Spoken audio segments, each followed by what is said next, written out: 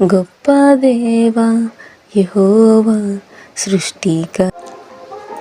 పాపములో పొర్లాడిన మమ్మును పవిత్రపరచి శుద్ధులుగా నిబంధన ప్రజలుగా రూపించిన.